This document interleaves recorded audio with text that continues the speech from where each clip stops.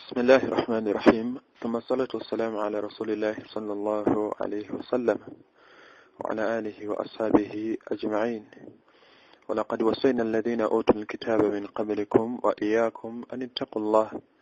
كما قال ربنا تبارك وتعالى: يا أيها الذين آمنوا اتقوا الله وقولوا قولا سديدا يصلح لكم أعمالكم ويغفر لكم ذنوبكم ومن يطع الله ورسوله فقد فاز فوزا عظيما. يا أيها الناس اتقوا ربكم الذي خلقكم من نفس واحدة وخلق منها زوجها وبث منهما رجالا كثيرا ونساء واتقوا الله الذي تساءلون به والأرحام إن الله كان عليكم رقيبا. وبعد، tumtenza Allah tabaraka wa taala nanyine matena majjuvu agatani mbukendevu akyatuwadde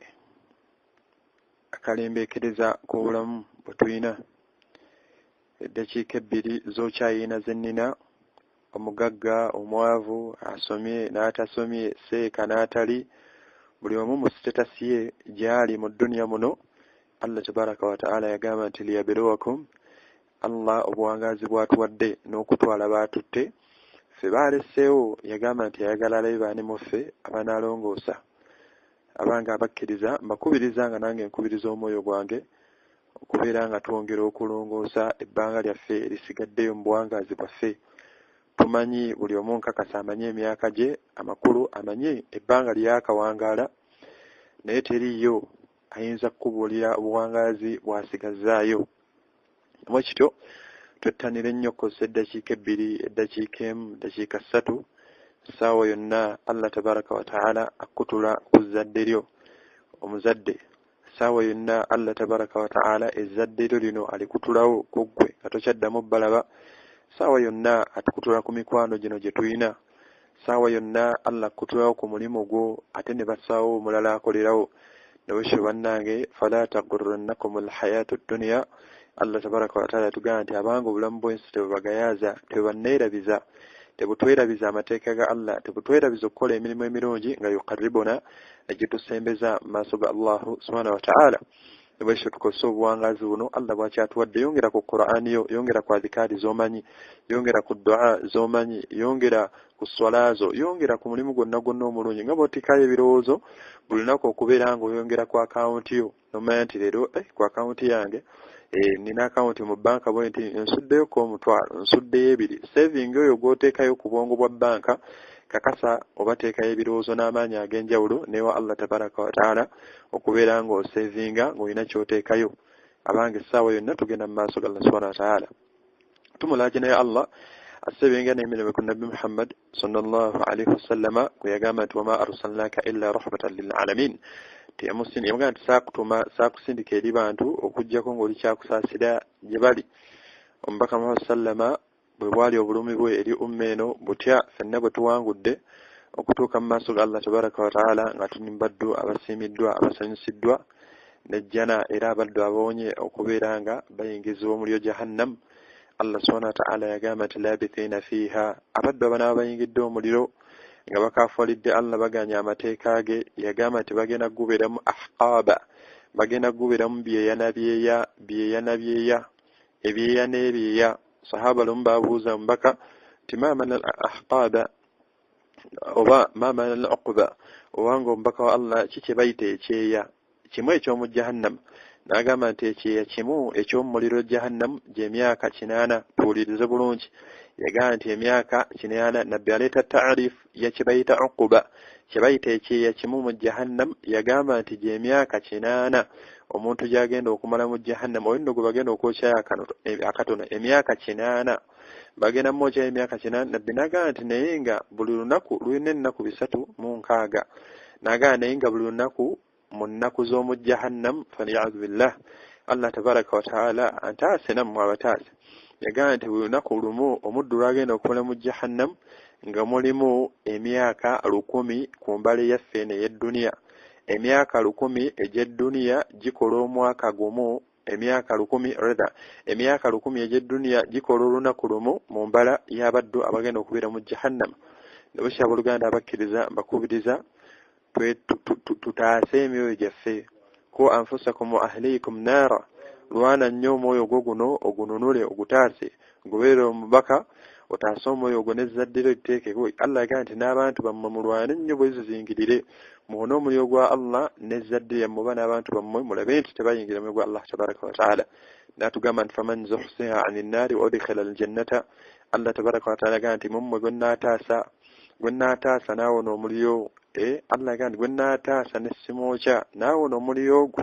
nagamba nti udkhila aljannata naayingizibwa ejjana faqad faaz agenda kubeera awonye Allah tabaraka wa taala akhir al-aya nagamba nti wama alhayatu dunya illa mata'ul ghurur abange yatutonda atugamba nti abange obulamu obwensi buli omu wooli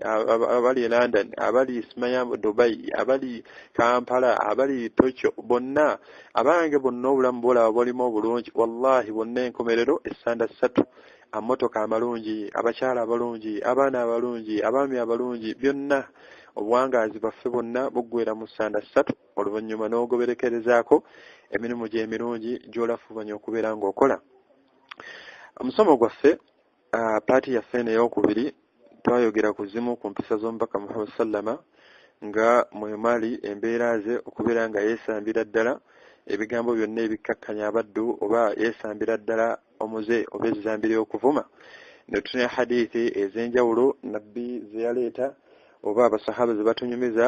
ezimu ku mbeera oba nabbi okwogera kwe ng'ayogera ku zambi lino ery'okubeera nga omusiraamu ovuma munno nga kitwewalizibwa ddala nabbi yagamba nga hadithi endala gye twakoonako yagamba nti omuddu yenna singa avuma musiraamu munne aba akutte ekkubo lyakuzikirira hadithi endala nagamba nti omusiraamu okuva musiraamu munne yagamba nti fusuuqun bubeera bwonoonefu ate wa qitaaluhu ate bw'amulwanyisa oba bw'amutta yagamba nti kufuru bubeera bukafiiri hadithi eyo naye twagitunulako olulala hadithi endala zetwadde tukoonako ezikwatagana ku mbeera eyo nabwe tunayeera mu bufunze njagadde tukoone ku mbeera ezo oba ebigambo by'omubaka musallama byaleeta oba ebimu ku byaliwo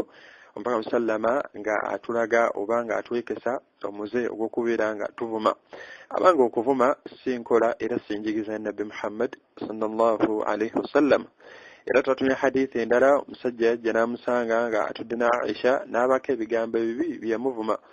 n'amuvuma naye nga nabbi asiriikiridde maama waffe Aisha radiyallahu anha ekimuyitirako n'ayagala okuddiza omusajja ono omubaka n'abeera nga amuziyiza namugamba nti owange ya binata Siddiq muwala wa Siddiq gwe towulidde omusajja ono kyemuzzeemu yavuma musajja n'avuma omubaka namugamba nti wa iyaaka bwe yamalayo ebigambo bye namugamba nti wa iyaaka naawe nga bw'ogambye ekyo nabbi kye yakomako teyeyongerezaako nabushyira buluganda abakkiriza naffe tuteekeddwa okubeera nga tugezaako nnyo okulwanyisa emyoyo gyaffe gino nabbi yagamba nti laysa shadid tegali amaanyi omuntu yenna ayitibwa ow'amaanyi yatibwa n'amaanyi nakulwana naye yagamba nti naye kye bayita amaanyi omuddu yenna alwanyisa omwoyo gwe omuntu yenna afuga obusungu bwe afuga omutima gwe ng'anyiize omuntu oyo n'ateesasuza newankubadde omuntu amukosezza aba alina obusobozi oba abadde alina obusobozi obumuddiza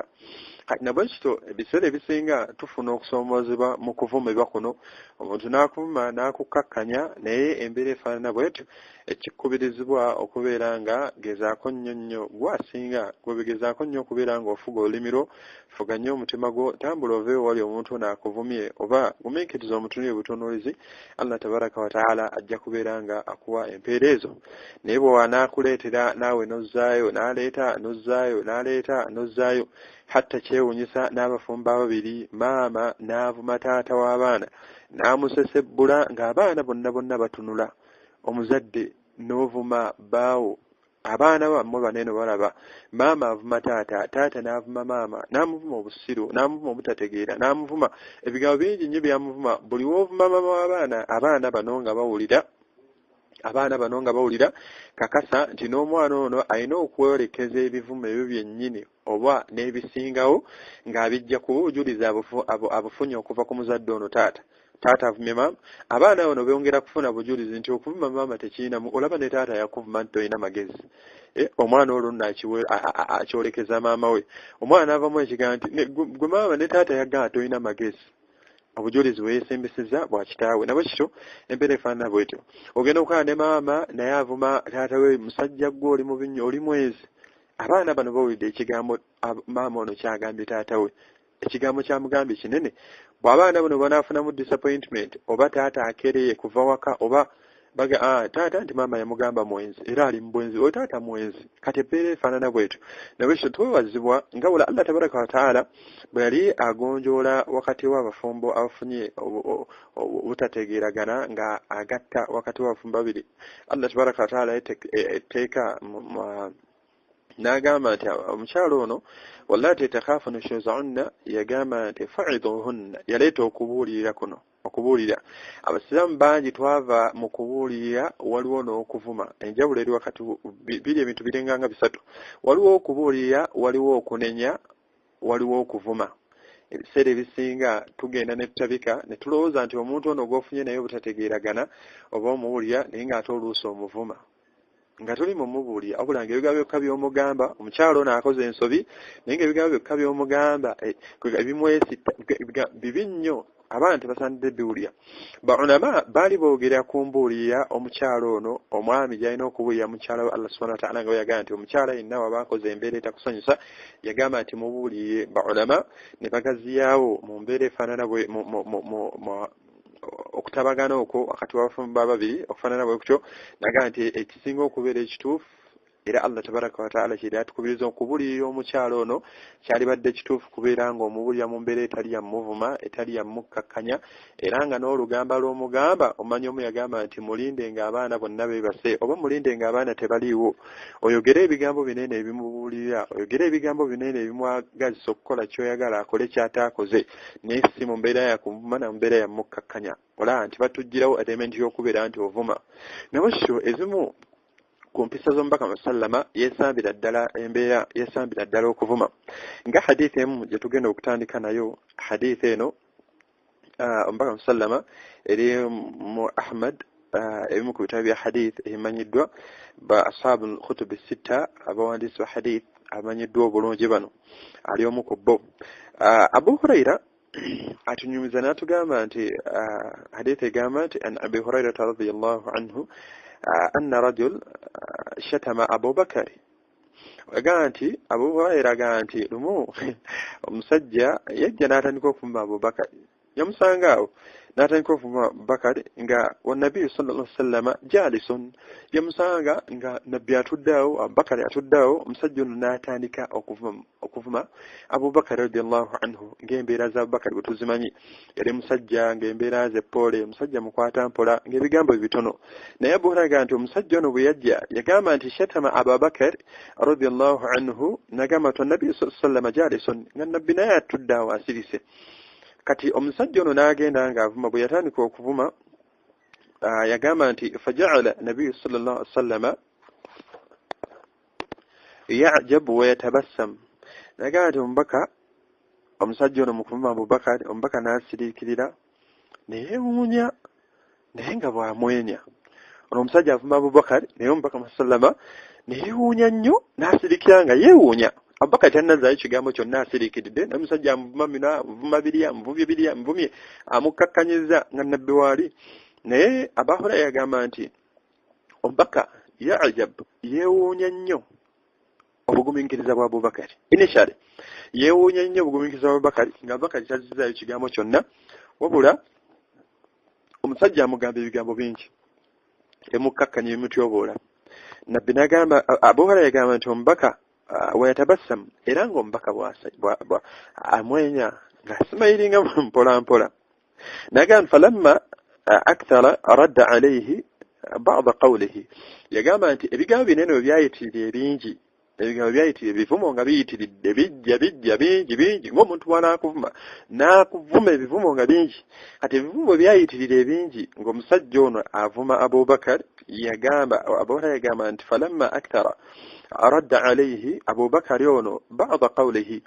n'agezaako okuzzayo ebigambo amakulu naye amugaye golooza nze okusirika simanyi ate agenda okulaba omubaka bamuvuma aseka Abubakar n'abeera prompted n'alowooza oba omubaka oba asese obala kwa nsirisa omusajja ono sinnamuddamu nemeredde omuddamu kati Abubakar naye n'asumulula n'ayagala azzeeyo ebigambo by'omusajja ono byabadde amuvuma agamba nti fagadiba nabiyyu sallallahu alaihi wasallama waqaama Abubakar yali atudde Abubakar bwe yatandika naye okwolekeza omusajja ono ebigambo mathalan amugane tolina magezi Abubakar naye natandika omugana naye tolina magezi oli musiru naawe oli musiru ebigambo bifaanana bwe biti ebikyafu bwe yatandika okuzzaayo ebigambo by'omusajja ono avuma nga naye bw'avuma n'avuma nga noono bw'amuvuma agamba nti fagadiba nabiyyu sallallahu alaihi wasallama agamba nti omubaka musallama n'anyiiga n'anyiiga n'alagira ddala obusungu n'agamba nti waqaama era n'amala n'akola ki n'asituka yali atudde n'ayimirira omubaka n'atambula n'avaawo n'agenda naye nga munyiivu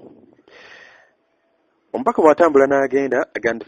falahiqahu Abubakar radiyallahu anhu faqaala ya rasulallah Abubakar n'agenda ng'agobera omubaka avudde wali omusajja ono naye ng'alaba omubaka anyiize n'atambula n'agenda Abubakar n'atandika okugoberera omubaka Muhammad sallallahu alaihi wasallam n'amugamba nti ya rasulallah n'agamba nti wange omubaka wa Allah amuyita omubaka yeewuunya ki ekimutuuseeko ye ate ekimunyizizza basahaba beewuunyisa bwe baalabanga embeera yonna esanyusa omubaka baaginywererangako ate bwe baalabanga embeera yonna ekyusizza mu ssanyu lye wallahi nga babeera wared ng'ate ffe umma eno si bwetyo bwe tufaanana olw'obwagazi obungi bwe baali balina eri omubaka Muhammad sallallahu alaihi wasallam Abubakar tiyakandaalirira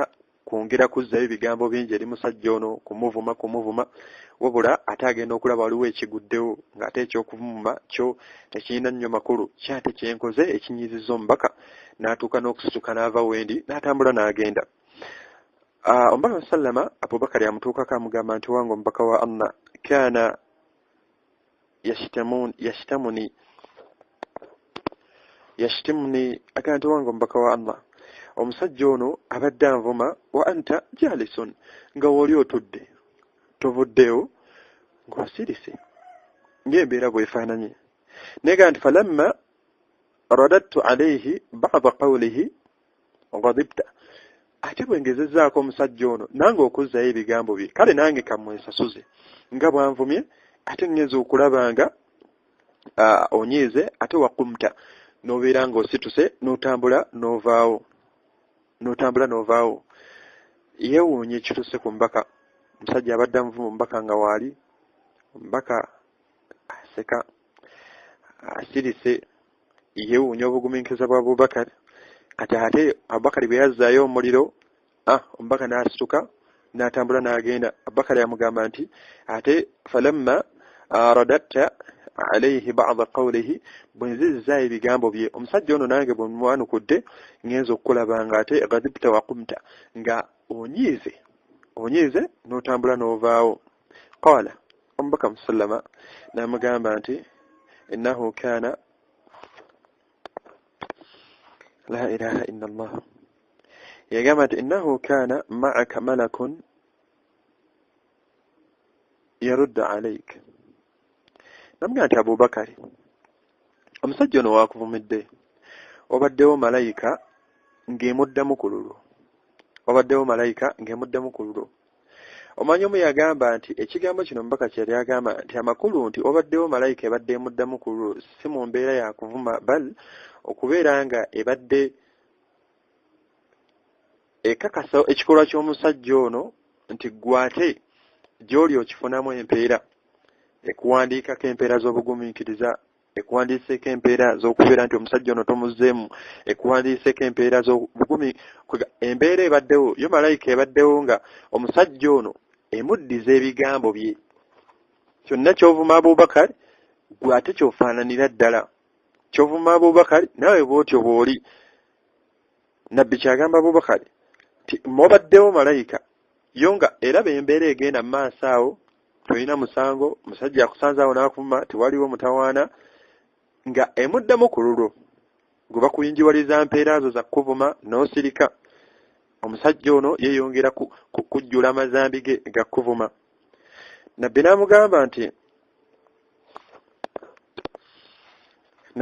falamma radadta alayhi ba'da qawlihi, Abubakari bw'otandise okuddamu omusajja ono naawe bw'otandise omuvuma nga bw'abadde akuvumye, waqa'a shaytaan la hawla wala quwwata illa billah. Nabbi n'amugamba nti bozzizzaayo ebigambo byo, oba naye bw'otandise omusajja ono omwanukula, shaytaani neeyingirawo. Kikulaga nti shaytaani eyingira wakati w'abantu ababiri abavumagana. Omu ono abadde avuma ng'omu asirise nga teriiwo, wabula wabaddewo malayika ng'ate eri in support eri ono gwe bakola ki, eri ono gwe bavuma. Kati sootandika bw'otyo okuvuma naawe nozzaayo omuliro ng'empeera zo ziba ziweddewo, malayika tetawaanaku. Eba tekyawandiika bulungi bwa bugumiikiriza abo ndakutunira kuvuma nakuwandiika amazambi g'oli nga bw'agenda okuwa empeera z'okuvuma, oba Allah nga bw'akuyinjibaliza empeera z'okukkakkanya, ng'ekitonde akukkakkanya innocently ng'embeera bwetyo bwefaanana. Naye Nabbi agamba Abubakari nti obugumiikiriza buno bwe buweddewo, amakulu nti obugumiikiriza buno bwe buweddewo, naawe n'otandika okuzzayo ebigambo by'omusajja ono n'omuvuma nga bw'akuvumye, shaytaani waqa'a, shaytaani neeyingirawo, shaytaani nejja, shaytaani nayo nejja n'ebeeraawo. Nabbi n'agamba falan akun liaq'uda ma'a shaytaani. Nabbi n'agamba ati nze saagala kubeera wali shaytaani, saagala kubeera wali shaytaani. Amakulu abantu we bayombera mu mbeera y'okuvumaŋŋana, buli omu avuma munne, ono avuma munne kino, ono avuma munne kiri, shaytaani ebeerawo bainahuma, wakati waabwe oba mu mbeera z'abantu abo. Nabbi n'agamba nti ate nze kuba Nabbi akimanyi nti shaytaani mulabe we era mulabe wa umma eno. Nabbi n'agamba nti falam akun liaq'uda ma'a shaytaani, ate nze saagala kutuula, saagala kubeera wali shaytaani. Nabbi kwe kutambula n'avaawo. Thumma qaal, agamba nti oluvannyuma omubaka Muhammad sallallahu alaihi wasallam, thumma qaal, oluvannyuma omubaka n'ayogera ebigambo bino. Abu Hurayra yeyongerayo tunyumiza n'amugamba nti ya Abubakar, namugamba nti ya Abubakar, thalathun kulluhunna haqqun. Namugamba nti Abubakar, ebintu bino bisatu buli kimu kiyina ekivunaana kyakyo. Amakulu ebintu bino bisatu byonna bituufu, byegendereza. Olwo awa wasiya alaamira Abubakar okusinziira ku mbeera ebaddewo emabega. Ebintu ebyo ebisatu insha Allah tujja kutunyako oba kimu olw'obufunda bw'obudde. N'amugamba nti Abubakar, n'amugamba nti ma min abdin zulima, namugamba nti Abubakar, teriyo muddu yenna alyazaamaanyizibwa bimazlimatin, olulyazaamaanya, fayugdi anha lillahi azza wa jalla illa, omuddu ono n'alyazaamaanyizibwa olulyazaamaanya omusajja azze nga bwe kibadde emabega mu hadith, akulyazaamaanyiza, akukkakkanyiza, akuzeeko obulyazaamaanya ku kitiibwa kyo, obulyazaamaanya bwonna obw'enjawulo. Nabbi n'alaamira Abubakar, naye omusajja ono alyazaamaanyiziddwa olulyazaamaanya yagamba nti fayugdi anha lillahi azza wa jalla, nabeera nga yeesonyiwa embeera yemutuuseeko, tazzizaayo mulunga in particular mu hadithi bwe tulaba mu mbeera y'okuvuma, n'atazzaayo n'atamwanukula n'asirika, yagamba nti illa a'azza Allahu biha an-nasra. Allah tabaraka wa ta'ala, Nabbi yagamba nti okujjako Allah tabaraka wa ta'ala omuntu ono Allah amuwa ekitiibwa, omuntu ono Allah tabaraka wa ta'ala amuwa ekitiibwa. Illa a'azza Allahu biha nasrahu, Allah tabaraka wa ta'ala amuwa ekitiibwa n'okumutaasa, oba amuwa ekitiibwa n'okumunyweza ng'omumanyi omu bwe yagamba. Nawe kityo obugumiikiriza mu mbeera y'okubeera nga tuli mu mbeera efaanana bweti, Nabbi atambudde avuddewo olw'ekikolwa ekigenda mu maaso nga si kirungi era nga si kituufu. Omubaka n'atambula n'avaawo. Nabbi n'amugamba nti ekyokubiri era Abubakar nti era wama fataha rajulun baabu era omuddu tayinza kuggulawo mulyango. Omuddu tayinza kuggulawo mulyango. Baabu atiyatin yuridu biha salatan illa zadahu Allahu biha akthara. Omuddu tayinza kuggulawo mulyango gwa kugaba oba mulyango gwa kusaddaaka ng'asaddaaka nnyo ng'agaba nnyo naye ng'ekimusaddaasa okusaddaaka kuno nga yuridu biha ayagala kubeera nga agatta oba ayunga ŋŋanda oba agatta wakati wa nkolagana n'abantu okuggyako agamba nti zaadahu llahu biha akthara. Allah tabaraka wa taala amuggulirawo omuntu ono Allah amwangu amakulu nti omuntu ono Allah subhanahu wa taala amugaggawaza oba amwongera. Omuntu yenna buli waggulawo omulyango gw'okusaddaaka n'ayitiriza okusaddaaka n'asaddaaka nga byafaayo bingi bye tumanyi hadithi nyingi ze tumanyi zikwata ku kusaddaaka Allah tabaraka wa taala omuntu ono amuggulirawo okubeera nga amuyinjibaliza okumuwa ebyengera ebifaanana bwe biti. N'ekirala ekyasembayo n'amugamba nti wama fataha rajulun era omuddu tayinza kuggulawo mulyango mas'alatin yuridu biha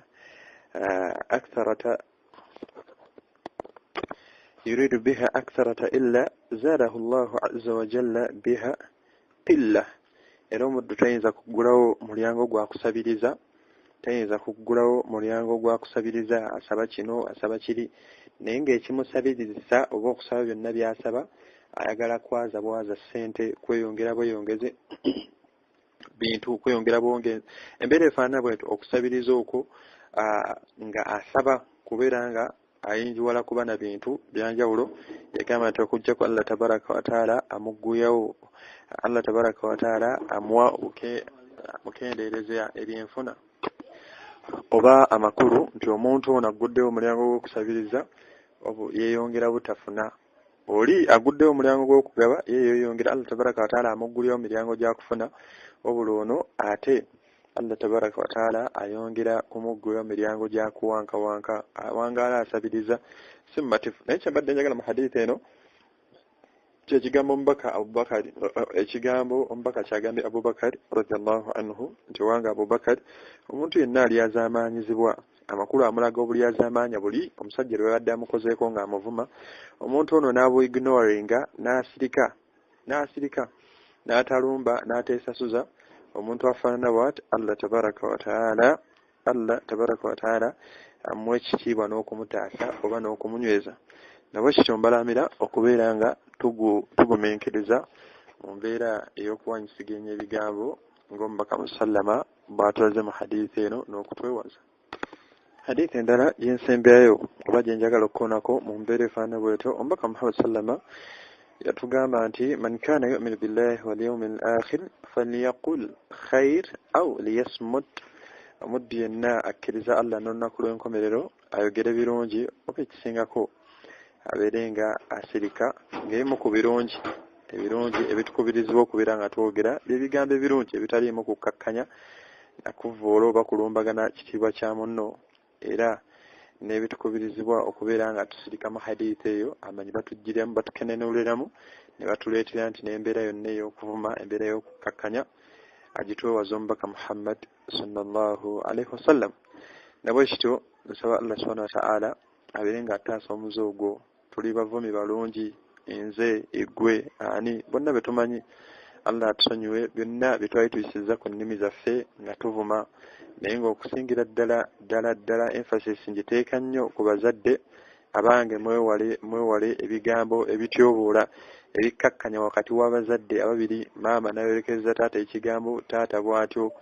abalala bo basomesa, abalala bo naddala abaana bato nga boolira embeera efaanana bwetyo.